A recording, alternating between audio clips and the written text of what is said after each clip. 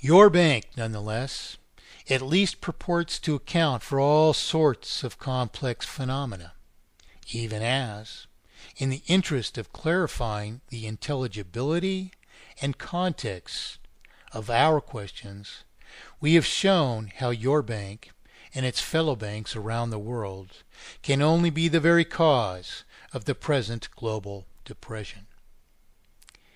Is it true, then, that you have no more defense against the obvious facts than to merely assert without qualification that these plain questions are unintelligible, and that you have no responsibility to respond to arguments? Our questions are not just a cause, Mr. Norman.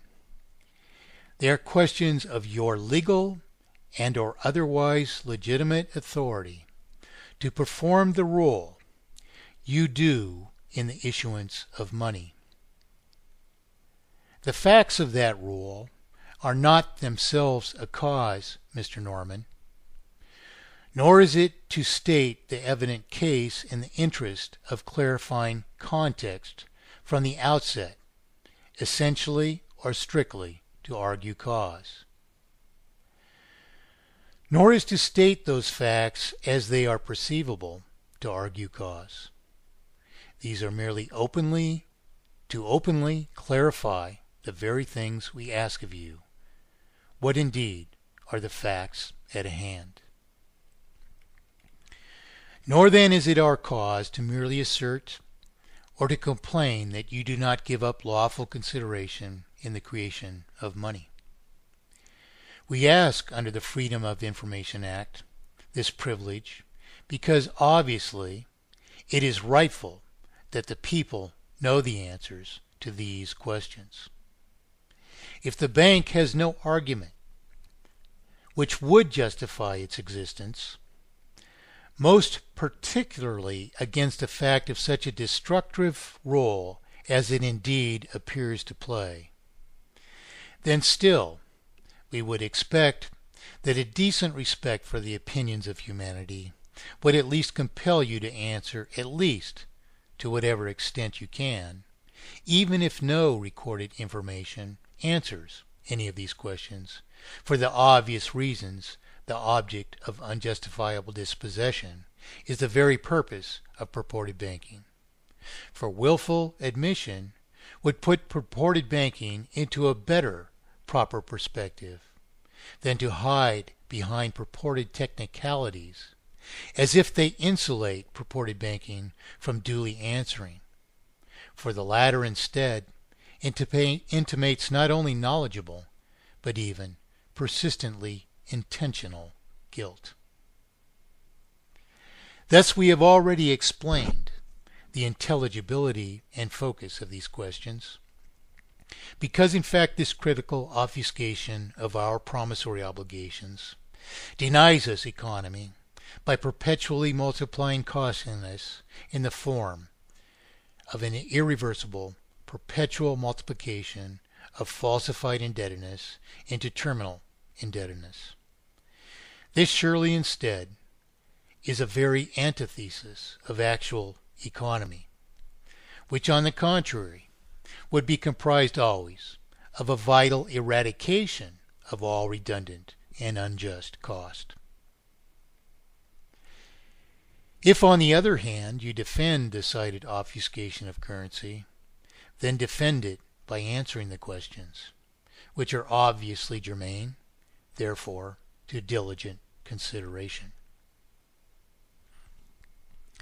Our purpose was not to argue with you. Our purpose of this Freedom of Information inquiry, in fact, remains to get plain, factual answers to the submitted questions, which of course are important to documenting the bank's claimed answers to these questions, or its refusal to answer these questions, the latter of which, of course, you have already provided. We understand, of course, how and why you may strive simply never to provide commensurable answers. After all, if your present objection of non-intelligibility were warranted, you likely would have raised non-intelligibility in response to our first inquiry, and no one in the world could readily understand the context and implications of these questions. But they are already a part of a global dialogue focused upon and perceiving the disposition of your response. In respect to this global audience, ourselves, we have already in our first inquiry carefully provided the background against which we ask these critical, intelligible questions. We have explained how, according to the pattern exercised by the bank, as we, the subjects of the pattern, can understand from the facts at hand, that we, the actual obligor, as opposed to a purported debtor, issue a promissory obligation. How the real creditor gives up the property we acquire for a promissory obligation, and which promissory obligation can only rightly suffice as currency if the integrity of the obligation is maintained. If the value of money increases or decreases, for example, either the real creditor who acquires the money or the obligor who is obligated to pay it out of circulation are damaged. These two, of course, are issues which are to be resolved in the perfection of economy. And yet, sir, is the legitimate and very attainable perfection of economy something we are simply to refrain from, merely to preserve a terminal system of exploitation, solely for the sake of what we errantly call banking? We plainly maintain from the facts at hand that the purported banking system gives up no lawful consideration whatsoever, even in the purported banking system's obfuscated process of monetization. In the creation of money, in fact, it can no more than absorb some negligible cost of publishing what is no more than a further representation of our promissory obligations. In an interest in actual justice, we provided the purported banking system with an opportunity to put to rest our only plausible perception that a purposed obfuscation of natural monetization processes is in fact terminal to the natural common interests of subject people. Already resolving any genuine questions of focus or intelligibility, we have already explained how the purported banking system obviously does not give up anything of commensurable lawful consideration in the arrangement. Because, of course, if we purportedly borrowed money from the banking system to purchase a house, for instance, which money, of course, must be created before it can exist in any other fashion or possession, and in which creation neither does the banking system give up any commensurable lawful consideration, then of course there is no real debt to the banking system at all.